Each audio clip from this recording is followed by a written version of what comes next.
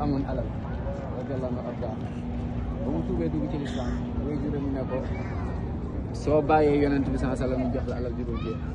mais je préfère être avec le prophète sallallahu alayhi wasallam nee na même bu dee sama pauvreté bi nangu naa ko waaye mënuma ko bàyyi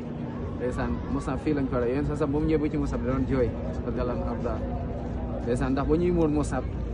amuñu sax luñ koy muuree buñ muuree ci suuf ci kaw feeñ buñ muuree ci kaw ci suuf feeñ yonent bi sallallahu alayhi wasallam mu ne nañu muur ci kaw ñu bàyyi tànk yi mu feeñ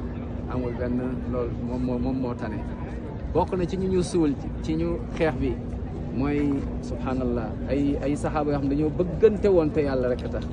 waaw moom mooy Amr ibn Jamu ak Abdullah ibnu Amr ibn Hiram ñaari saxaaba yi yonent bi sallallahu alayhi wasallam bañ leen di suul dafa ne nañ leen suulandoo ñoom ñaar ñu mu ne ndax kaana sadiqayni qabla fi l islam wa fi l xayaa nee na ay xarit la ñu dëggu sax nee na nañ leen suulandoo ñoom ñaar lañ suulandoo bokk na mooy ci yonent sallallahu alayhi wasallam ñu mu teral bés boobu mooy ahlul quran ndax dañ daan suulandoo ñu bari waaye ñan lañ daan teg priorité moom mooy ñi gënoon mokkal alquran mu naan donc nañu teg ñëpp waaye nañu favoriser mooy ahlul quran ndax mooy que ni lu ñu yóbbaale ci biir bàmmeel moom mooy ci macha allah bokk na ci yeneen sahaaba yi Saad ibnu Rabi' mooy saa boobu yàlla wàccee aaya bu ca suratu ahzab yàlla ne minal muminina rijalun sadaqu ma ahadullah alayhi fa minhum man qada nahba wa minhum man yantadir wa ma baddalu tabdila mais ci julli ñi de am na ay góor yoo xamante ni nee na pacte bu ñu lu ñu signé woon ak yàlla dañ engagement boobu dañ ko respecté te soppiwuñu ba keroog ñuy leen di suul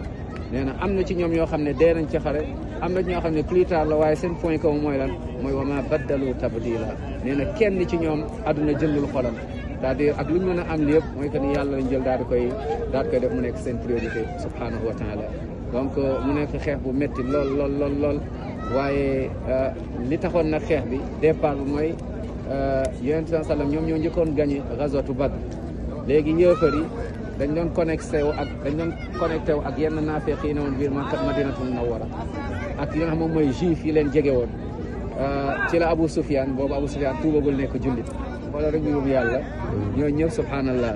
moo tax li ñu wax rek naan mooy yàlla daal moom mbir waaw yàlla daal moom mbir ndax boo xoolee ki dem ba rey mooy nijaay yonent bi sallallahu alayhi wasallam Wahshi ñëw ba ubbi dënn bi subhanallah ba génnee xol bi kooku plus tard dafa ñëw tuub dugg ci lislaam yàlla nangu tuubam nga xam ne lii diine yàlla la daal waaw bu doon diine yonent bi la sallallahu alayhi wasallam wala diine kii dina am fu mu koy toll mais yonent bi sallallahu alayhi wasallam mu nga dafa nangu mooy que ni ndogal borom bi subhanahu wa taala donc mu nekk xare bu metti lool boo xamante ni booy jàng même al mu'arrixun ñu koy bind da ngay sentir ni pratiquement bu ñuy bindee histoire bi daanaka seeni rongoñ la ak seeni deret tellement dafa metti woon lool ci saxaaba yi waaye nag ñi ci shahid alhamdulilah ñoom ñu nekk ñu jegee kii xool shuhada mooy Uhud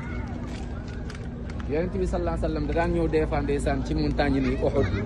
ndeysaan su ñëwee ne mës na toog ci Uhud mu ne Uhud jabalun yuhibbuna wa nuhibbu mu ne Uhud montagne bi daf ñoo bëgg waaye ñu ne ñu bëgg ko